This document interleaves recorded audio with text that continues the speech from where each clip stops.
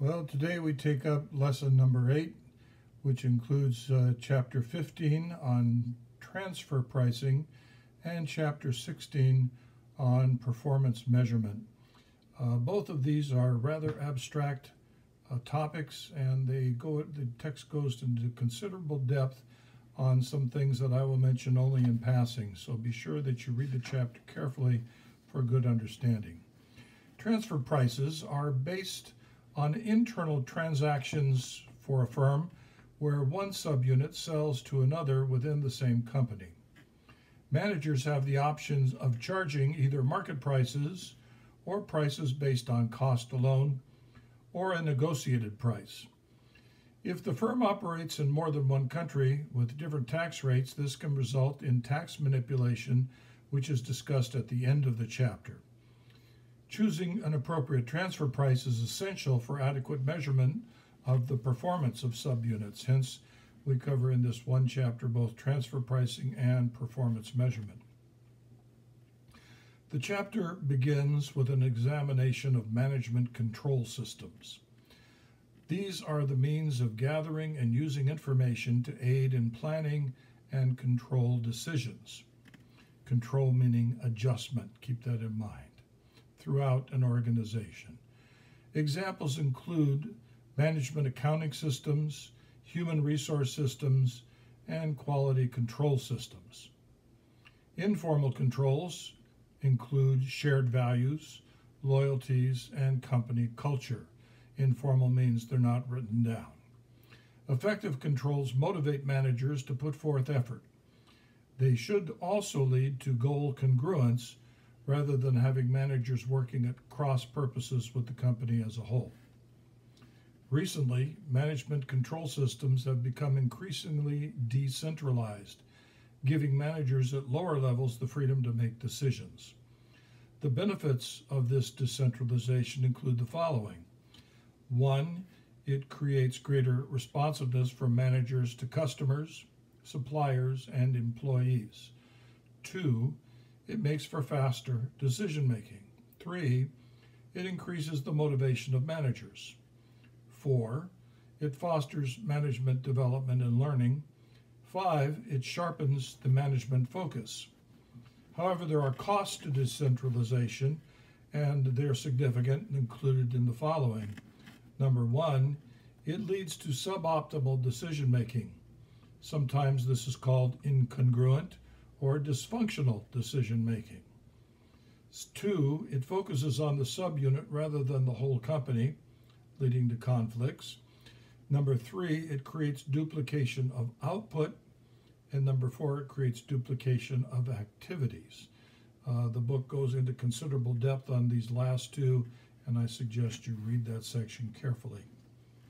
Benefits generally exceed costs when the firm faces uncertainties in the environment or requires detailed local knowledge to perform jobs or has little interdependence among divisions. Multinationals, as a group, are often forced to decentralize by simple physical and practical constraints. It's very difficult to operate a company in different time zones, different operating units, and so the decentralization by nation or geographic region is very, very much more likely.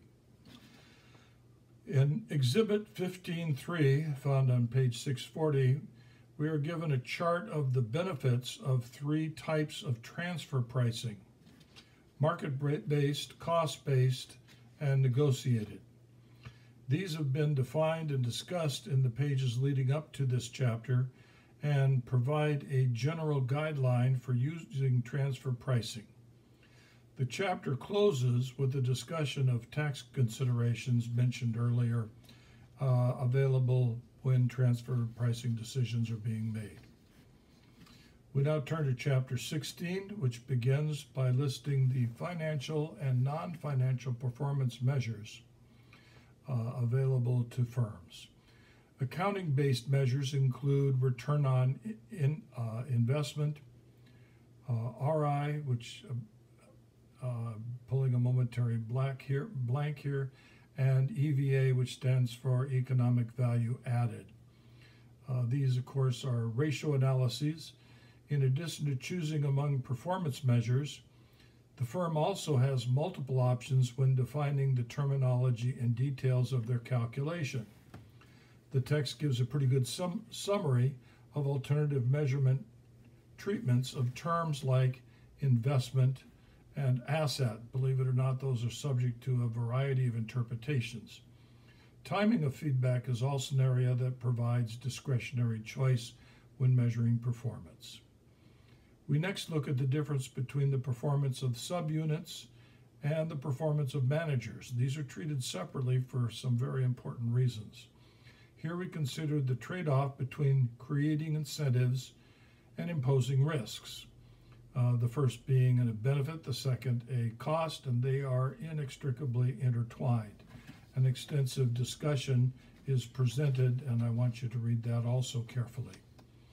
We finally turn to executive performance measures and compensation, and the chapter ends with a look at strategy and the levers of control. These levers are called diagnostic control systems. They include boundary systems, belief systems, and interactive control systems, each of which is defined and discussed at some length in the chapter. Well, congratulations, you've completed one of the most analytical and philosophical chapters and class offerings on the subject of accounting.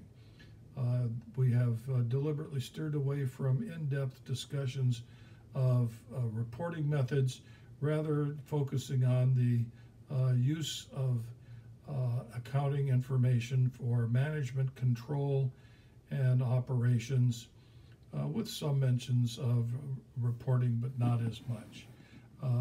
This moves you further along in your understanding of the subject matter, and now is the time to make a critical decision. Should I major in accounting for a business major or some other subject matter?